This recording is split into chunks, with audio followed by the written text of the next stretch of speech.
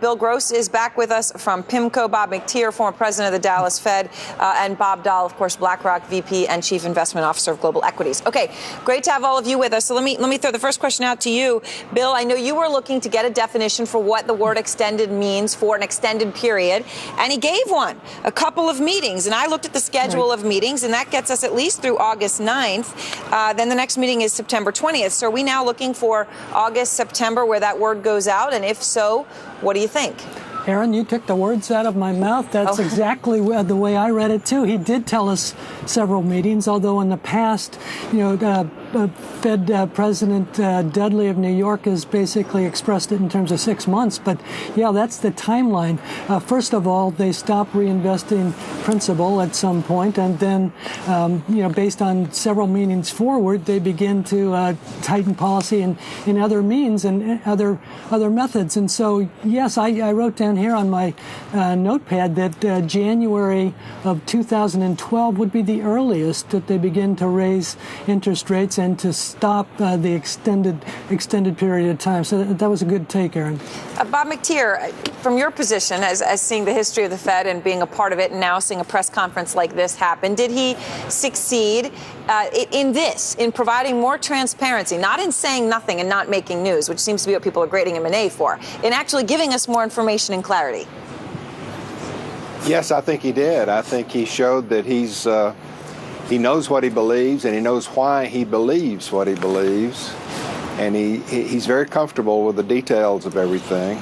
On the question of how long does extended, I really think all he was saying there was it has to be more than one meeting, otherwise you're breaking your word that you gave at the last meeting. I'm not sure he meant to go much farther than that.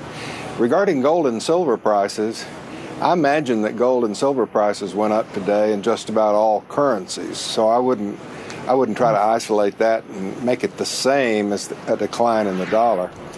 If I may, the most thing that perked me up more than anything else was his stock view of security purchases, where he seemed to be saying that if your balance sheet is growing over time and then suddenly it stops growing and remains constant, that monetary policy remains constant. I would think that that's in effect a little bit of a tightening of monetary policy. I think the flow, the increase in the assets, the open market purchases matter. And I don't think it's the same as just saying, well, we're going to stop where we are and keep the same amount in our portfolio. Yeah. That's an important question, Bob Dahl. I wonder if you think how the market views that. Does the market view a stable balance sheet as positive or negative? I think it's a positive because it's what was expected by most people going into this. Look, he painted a picture and said no changes, no surprises. He said the economy's okay. Give it some time. Be patient. Hold the phone, hold the fort. All this anticipation. We're trying to make things happen faster, and he's trying to say our policy is working. Just give it a chance. We'll see. I agree with Rick Santelli. He put the dollar in last place. Economy's okay. Inflation's okay. Headline inflation's going to fade, but the dollar, we'll leave that for later. Bill Gross, in some ways I thought it's difficult, especially during an earnings week, for him to say, well, we're on the lookout to make sure that inflation is not passed through to consumers. Because right away I thought about Coca-Cola raising prices on some soda, Kimberly-Clark raising prices on Huggies, Procter & Gamble on Pampers. I mean, don't the facts of the day argue against what he's looking for?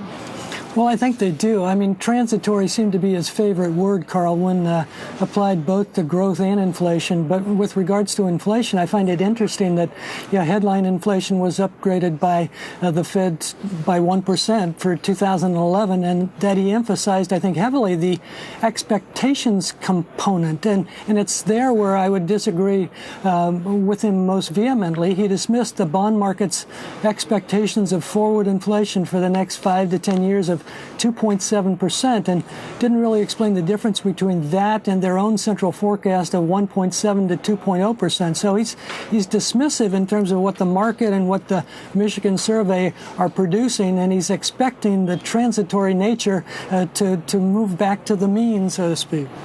Steve Leisman, did you take anything away from when he was asked the question, I believe it was by John Hilsenrath from the Wall Street Journal, about gas prices?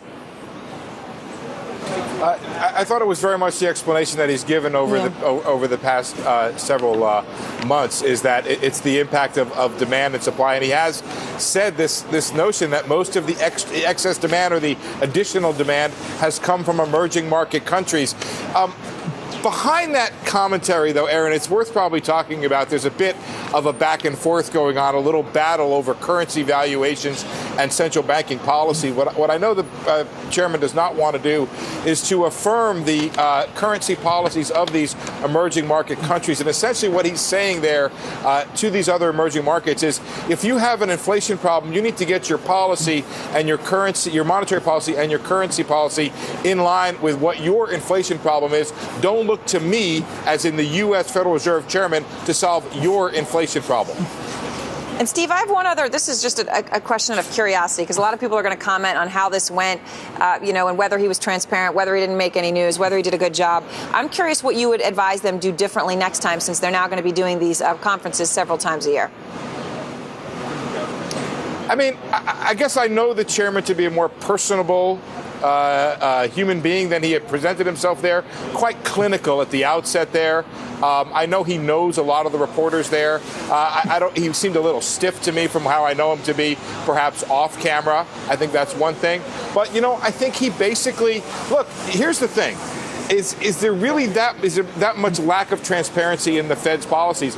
I think people know what the chairman believes. They may not agree with it, but they know that he thinks that inflation is a transitory problem as far as he's concerned right now. They know that he thinks that gas prices are the result of growth in emerging market countries. That wasn't a question going in. It's not a question today. I think he just emphasized that. I don't think there's a tremendous problem here. I think it made it easier now. We have some follow-up, a little more clarity from the statement than we had before. I think this is going to become very routine and workmanlike, Aaron, in the quarters ahead.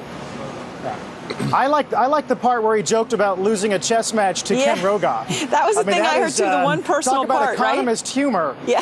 Yeah. That's the kind of stuff we're talking about here. I've got more economist jokes if you want them, Carl, anytime. But we'll save I'm all those. too aware, Steve. Bob Dahl, he did suggest that there are ways in which he's looking to be even more transparent. I wonder what you think the market would be hungry for. I mean, I've heard traders say, stop giving us the beige book and start giving us at least a peek at the green book, the real forecast that the Fed looks at behind the scenes. Is there something even beyond the news conference that he could or should do?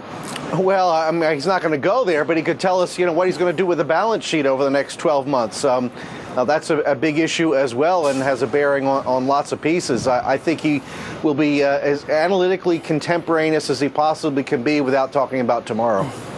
All right, thanks so much. Carl, just so people understand this game at home, the Green Book has the Fed's expected path of interest rates and the balance sheet in it. So that's the thing they're not giving up. But you get a lot more than you used to get, Carl. I guess we'll settle for that for now. And the one new thing we learned, which is he plays a lot of chess. We checked. It wasn't in the bio. All right, thanks so much to everyone.